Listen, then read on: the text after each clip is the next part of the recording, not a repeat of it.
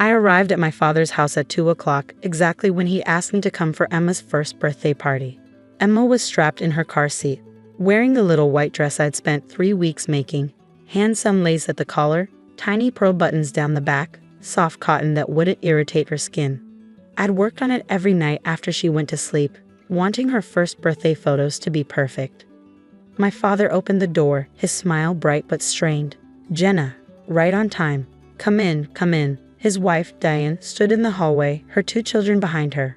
Marcus was 6, Bella was 4, both wearing expensive outfits that probably cost more than my monthly grocery budget. "Oh," Diane said when she saw Emma's dress. Her voice went cold. "That's quite elaborate." "I made it myself," I said, unbuckling Emma from her seat. "Took forever, but I wanted it to be special for her first birthday." Diane's lips pressed into a thin line. "Well, the party's in the backyard. We've got everything set up." The backyard was decorated beautifully, balloons, a dessert table, a small bounce house for the older kids, but something felt off. The decorations were minimal compared to the elaborate princess party Diane had thrown for Bella's 4th birthday last month. That one had cost thousands. A professional photographer, a real princess character performer, custom desserts, and party favors that cost $30 each. This looked like an afterthought, basic grocery store balloons, a sheet cake instead of the custom 3-tier creation Bella had gotten.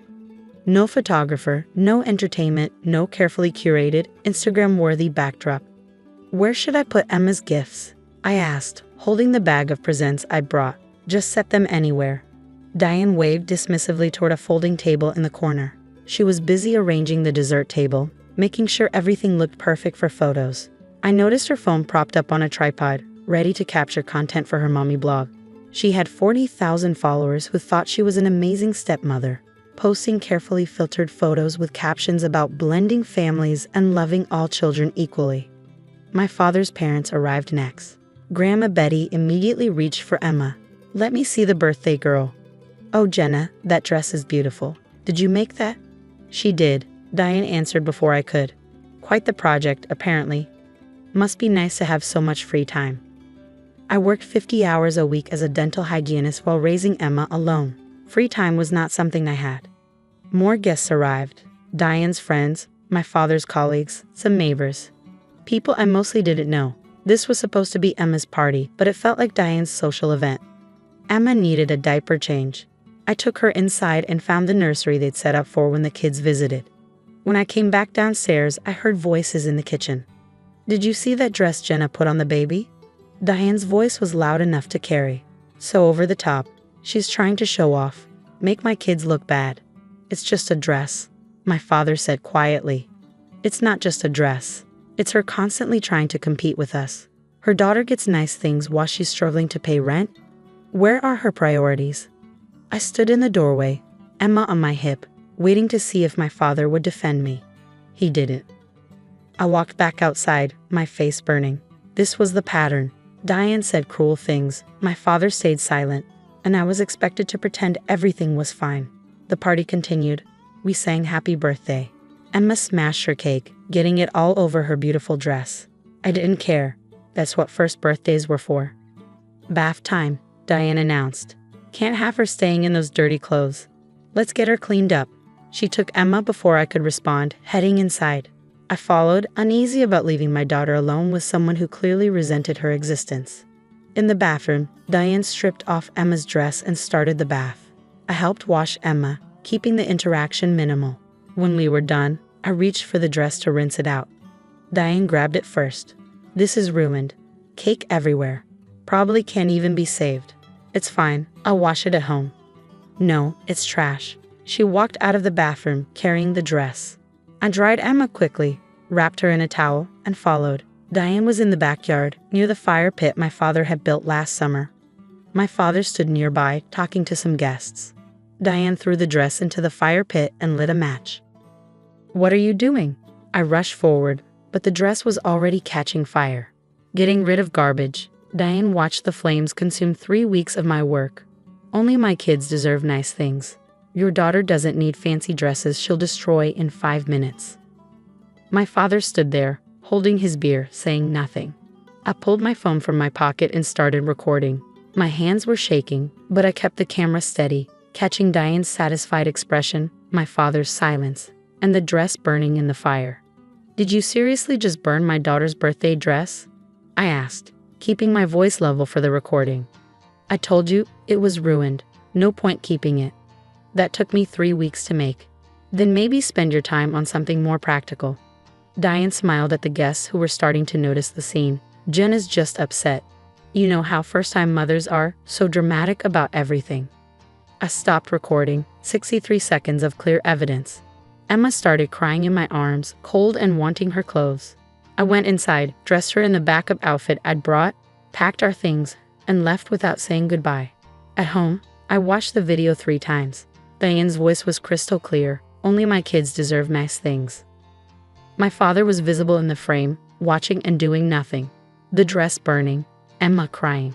I dealt with Diane's cruelty for 3 years, since my father married her 6 months after my mother's death. The favoritism, the passive-aggressive comments, the way she treated Emma like an inconvenience. My father always made excuses. "She's adjusting. Give her time. You're being too sensitive." I opened my laptop and started typing. The caption took an hour to write. I explained everything. The pattern of favoritism, Emma being excluded while Diane's children got everything, today's incident being the final straw. I kept it factual, included context, and uploaded the video to TikTok, Instagram, and Facebook. My father's wife burned my 1-year-old daughter's birthday dress because only her kids deserve nice things. My father watched and said nothing. This is what emotional abuse looks like. I hit post and put my phone away.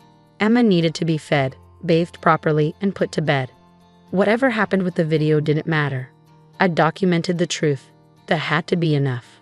The next morning, my phone was exploding. The video had 10,000 views on TikTok, 5,000 on Facebook, and 3,000 on Instagram. The comments were flooding in, hundreds of them, all expressing outrage. "This is disgusting favoritism. That poor baby. What kind of stepmother does this? The father is worse for standing there doing nothing. Someone call CPS." By noon, it had 50,000 views. A local parenting blogger with 200,000 followers had shared it. This breaks my heart. The cruelty is unbelievable. By evening, it hit 500,000 views. My father called. I didn't answer. Diane called from my father's phone. I didn't answer. A reporter from our local news station sent me a message. "Would you be willing to discuss this incident on camera?" I ignored it all. Emma needed normalcy, not more chaos. The video kept spreading, accelerating beyond anything I could have imagined. 1 million views, 2 million, 5 million. The algorithm had picked it up, pushing it to people's feeds across the country. News articles started appearing in local papers, then regional outlets, then national publications. Viral video shows stepmother's cruelty towards stepdaughter's baby. Father's silent complicity sparks outrage. Birthday dress burning incident exposes family favoritism. Major parenting websites featured it.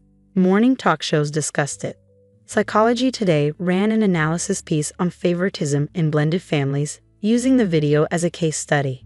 Parenting experts were interviewed on television. Child psychologists weighed in on the emotional abuse visible in the video. Therapists discussed the long-term impact of witnessed favoritism on children.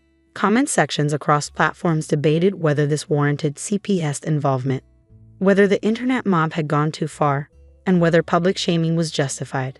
10 million views. People started recognizing my father and Diane in public. Someone posted a photo of them at the grocery store with the caption, "Birthday dress burners spotted." Their local Facebook community group erupted with discussions about whether they should be allowed at neighborhood events. My father showed up at my apartment on day 3, looking like he hadn't slept. Dark circles under his eyes, his shirt wrinkled, his usual composure completely shattered. I let him in because I needed to say everything to his face, everything I'd been holding back for 3 years. "You need to take the video down," he said immediately, his voice hoarse. "Diane's getting death threats. People are showing up at the house, yelling from the sidewalk. Someone threw rocks through our window last night. Marcus is scared to go to school. My business is getting 1-star reviews from people who saw the video. I've had to take down our website. Clients are canceling contracts left and right." "Good.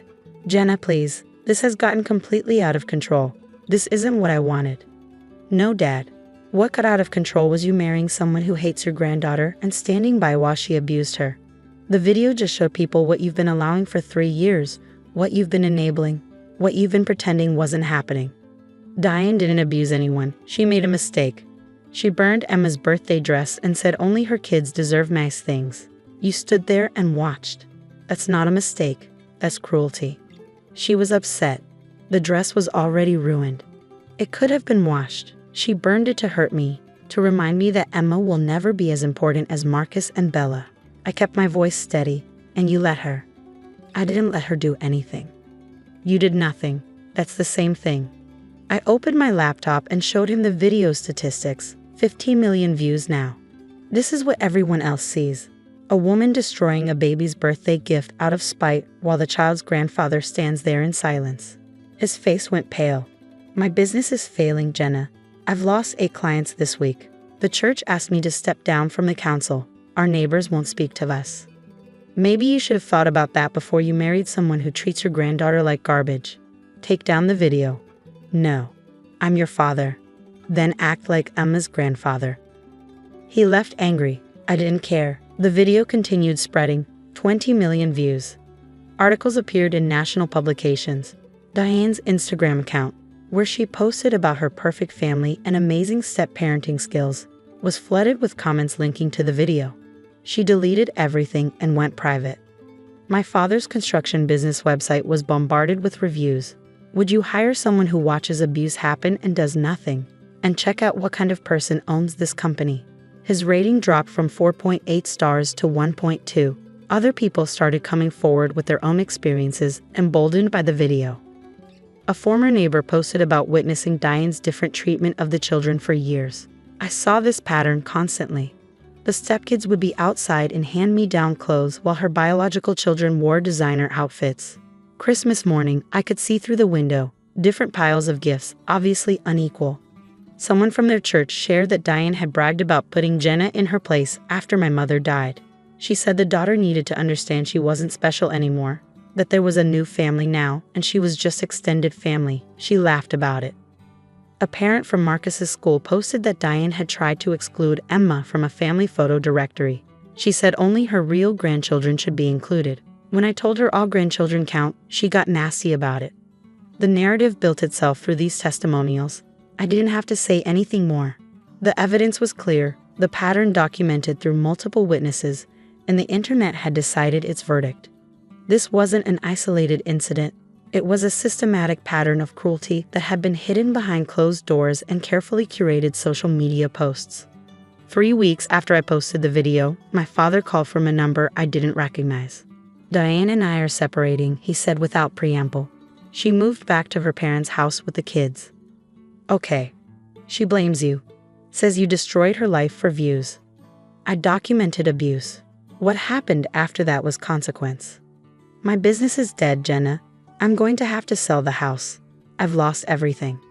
No, you lost Mom, and then chose someone who tried to erase her daughter and granddaughter. You lost your integrity when you stood silent. The video just made sure other people saw what I've been living with.